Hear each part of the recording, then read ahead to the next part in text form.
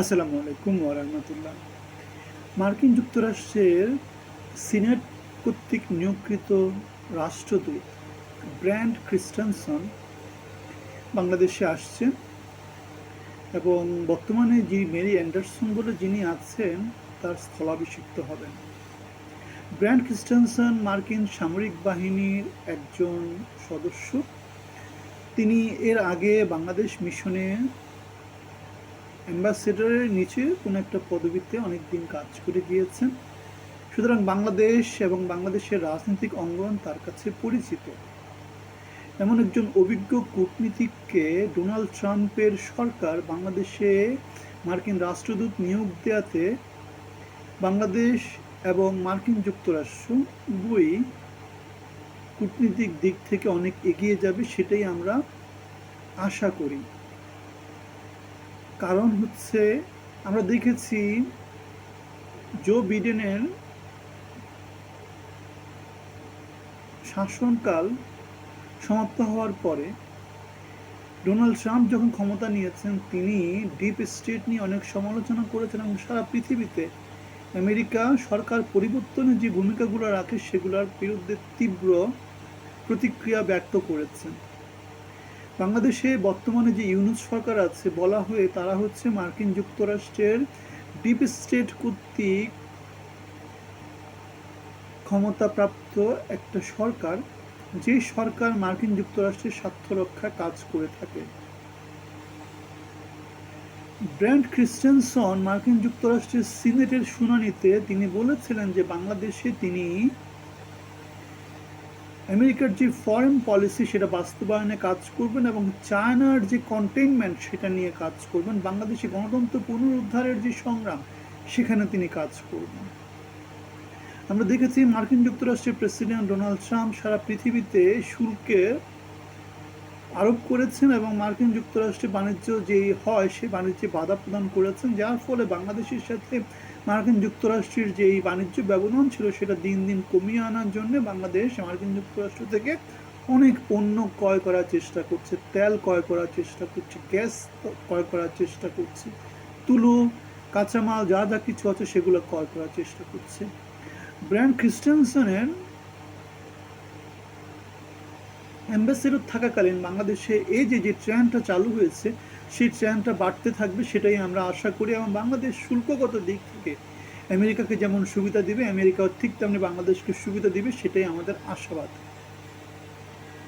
এখন বাংলাদেশের এই যে আগামী 2 মাস পরে যে বাংলাদেশে নির্বাচন হবে সেই নির্বাচনে আমরা বলেছিলাম নির্বাচনগুলো বেসিক্যালি 5 বছরে বাংলাদেশের শাসনতন্ত্র কোন দিকে ঝুলে যাবে, সেটা আমেরিকার দিকে ঝুলে যাবে নাকি চায়নার দিকে ঝুলে যাবে নাকি ইন্ডিয়ার দিকে ঝুলে যাবে, সেই জিনিসটা স্থির করবে।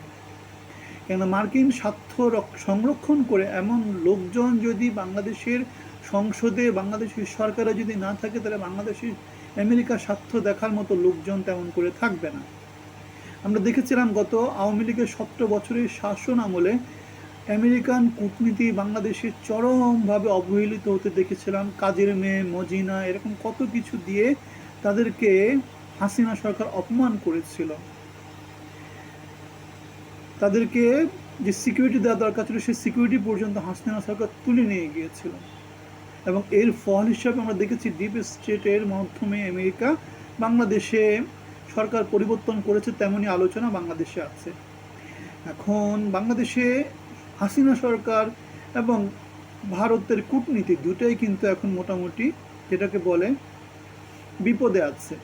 তারা বাংলাদেশে এই মুহূর্তে যে কূটনীতিগুলো উপরের দিকে আছে তারা হচ্ছে পাকিস্তান আছে, বাংলাদেশের ডানপন্থী রাজনীতি আছে, আমেরিকান ফরেন পলিসি আছে, এই জিনিসগুলো বাংলাদেশে এখন ডমিনেটিং। এখন এই যে 3টে শক্তির কথা বললাম, চায়না কিন্তু আবার আমেরিকা কি করতে কন্টেইন করতে চায়, সুতরাং চায়না, ইন্ডিয়া এই দুটোকে বাদ দিয়ে এখন বাকি 3টে শক্তির কথা যেটা বললাম, এই 3টে শক্তির সাথে আমেরিকা কি কাজ করবে কিনা অথবা বাংলাদেশের পরবর্তী নেতৃত্ব এই 3টার সাথে কীভাবে অ্যালাইন করবে সেটা একটা ব্যাপার হয়তো হতে পারে। সোশ্যাল মিডিয়াতে নানা রকমের আলোচনা আসে, কিন্তু সেই আলোচনাগুলো দিয়ে তো আর দেশ চলে না। দেশ চলতে হলে দেখতে হবে যে কংক্রিট কাজ কারা করছে। আমরা দেখতেই পাই বিএনপির তেমন করে গঠনমূলক কোনো কাজ কিন্তু বাংলাদেশের রাজনীতিতে গত 1.5 বছর ধরে নাই। রাস্তাঘাটে মাঠে নানা রকম বক্তৃতা বিবৃতির মধ্য দিয়ে বিএনপির কার্যক্রম তেমন করে দেখি না। তবে আমরা যেটা দেখতে পাই তারা হচ্ছে সংস্কারের বিপরীতে তারা দাঁড়িয়েছে, সেটা আমরা দেখতে পাই। তারা চায় যে আওয়ামী লীগ যেভাবে দেশ চালিয়েছে সেভাবে দেশটাকে চালাতে চায়। রাজতন্ত্রের কাছাকাছি কিছু একটা জায়গা থেকে তারা দেশটাকে চালাতে চায়। তারা দেশটাকে জনগণের করতে চায় না। ব্র্যান্ড ক্রিস্টেনসেন এবং আমেরিকা যেহেতু গণতন্ত্রের ধারক এবং বাহক, যেহেতু স্বাধীন মত প্রকাশের ধারক এবং বাহক, যেহেতু সততা, ন্যায়নিষ্ঠা এবং মেধা যোগ্যতার ধারক এবং বাহক, সুতরাং তারা বাংলাদেশে তাদের যে জিনিসটাকে তারা প্রমোট করে সেটাকে প্রমোট করার চেষ্টা করবেন। এখন গণতন্ত্র সেজন্যই সারা পৃথিবীতে এত এত জনপ্রিয়। প্রত্যেকটা মানুষের সমান ভোট, মেধা যোগ্যতা ছাড়া অন্য কোনো ক্রাইটেরিয়াতে উপরের দিকে যাওয়ার কোনো ক্রাইটেরিয়া হওয়ার কথা না। কিন্তু আমরা দেখতে পাচ্ছি বিএনপি তার 300 আসনে যে মনোনয়নটা দিচ্ছে বা দিবে, সেটা চোর ডাকাত বদমাশ কেন্দ্রিক, গুরু অচল লোকজন কেন্দ্রিক একটা নমিনেশন তারা দিয়েছে, যেখানে তারা 17 বছরের ত্যাগ, তিতিক্ষা, যোগ্যতা, অভিজ্ঞতা, কর্মদক্ষতা, ন্যায় নিষ্ঠা সেটাকে তারা প্রাধান্য দেয়নি। আমরা দেখেছি খাওয়া ভবন কেন্দ্রিক যে চক্রটা সক্রিয় ছিল সেটা আবার নতুন করে সক্রিয় হচ্ছে। আমরা আবার দেখছি নানা রকমের পকেট পকেট অফিস হচ্ছে, নির্বাচনী অফিস হচ্ছে, চেয়ারম্যানের অফিস হচ্ছে, রাজনৈতিক অফিস হচ্ছে, নানা রকম রাজনৈতিক নেতার নতুন নতুন অফিস হচ্ছে। সুতরাং অফিস মানে হচ্ছে পকেট পকেট রাজনীতি, পকেট পকেট চাঁদাবাজি, লুটে পুটে খাওয়ার একটা ব্যাপার স্যাপার। সুতরাং বাংলাদেশে সেই সংস্কৃতিটা চালু হচ্ছে। নানা জায়গাতে আমরা দেখেছি একই জিনিস বারবার চালানো, কোনো একটা জিনিসকে খুব সহজে সলভ করে যাওয়ার কোনো রকমের চেষ্টার মধ্য দিয়ে তারা নেয়, প্রসেস ইমপ্রুভ করার কোনো চেষ্টা নেই। যেটা আছে সেটা হচ্ছে লাল টেপের মধ্য দিয়ে জিনিসপত্রকে বন্দি করার চেষ্টা আছে। ওয়ান স্টপ সার্ভিস যেটা হওয়ার কথা, সেখানে আমরা দেখতে পাচ্ছি তারা এখন 5টা অফিস করছে, 10টা অফিস করছে, 20টা অফিস করছে। সো তারা লাল ট্যাপের দূরত্ব বাড়াচ্ছে। আগে ছিল 1 গুণ, এখন সেটা 20 গুণ হয়ে যাবে। তাহলে বাংলাদেশ কি ভালো হবে না খারাপ হবে? তারেক রহমান তার লন্ডনে একটা ভাষণে বলেছেন, আমি স্বপ্নতে তেমন করে বিশ্বাস করি না, আমি কাজে বিশ্বাস করি, প্ল্যানিংয়ে বিশ্বাস করি। তাহলে এই যে 20টা অফিস হচ্ছে, আগে একটা অফিস ছিল, ওয়ান স্টপ সার্ভিস, যে এক অফিসে সব কাজ শেষ হয়ে যাবে, লিডারশিপে কোনো রকম লিডার থাকবে না, সরাসরি নেতার কাছে চলে যাওয়া যাবে, যোগ্য লোকদেরকে মনোনয়ন দিবে, যোগ্য লোকদেরকে সংসদে নিয়ে যাবে, যোগ্য লোকদেরকে মন্ত্রী এমপি করবে। সেই জিনিসটা তারা না করে নানা জায়গাতে আমরা দেখতে পাচ্ছি হসপিটালাইজড গুরু কেন্দ্রিক একটা জিনিসপত্র বাংলাদেশে চালু করতে। বাংলাদেশে এখন যে অবস্থা রাজনীতিতে, তাদের 300 আসনে 300 আসন বিএনপি যদি জয়ী হয়ে যায়, এটা অন্য কিছু ভালো বল না। কারণ আওয়ামী লীগ ছিল, সমানে সমান একটা লড়াই ছিল। এখন স্ট্রাকচারাল পাওয়ারের দিক থেকে বিএনপির কাছাকাছি কেউ নাই। তাহলে 24-এর গণ আন্দোলনে সবচেয়ে সুবিধাভোগী কে? আমরা দেখতে পাই বিএনপি। 17 বছর তারা চেষ্টা করেছে, তেমন করে সফলতা পায়নি। এখন 24-এর গণ আন্দোলনে, ছাত্র জনতার আন্দোলনে তারা ক্ষমতায় গিয়ে তারা তাদের মতো করে নতুন একটা শাসনতন্ত্র প্রতিষ্ঠা করার চেষ্টা করছে, যেখানে সংস্কারের কোনো রকমের আলাপ আলোচনা আমরা তেমন করে দেখতে পাই না। কেন সংস্কারের শুরুই হবে লিডারশিপে পরিবর্তন করার মধ্য দিয়ে। দলের মধ্যে পরিবর্তন আনছে না, দলের লিডারশিপে পরিবর্তন আনছে না। আমরা যেটা বলেছিলাম যে সরকার থেকে যে প্রস্তাবনাগুলো ছিল, সেই প্রস্তাবনাগুলোকে সব মোটামুটি স্ট্রাকচারাল পাওয়ারে যে সংস্কারগুলোতে ছিল তাদের সবগুলোতেই মোটামুটি বিএনপি তাদের ভিন্নমত পোষণ করেছে। তারা চাচ্ছে পুরনো যে রাজত্ব সেই জিনিসটা কন্টিনিউ করতে।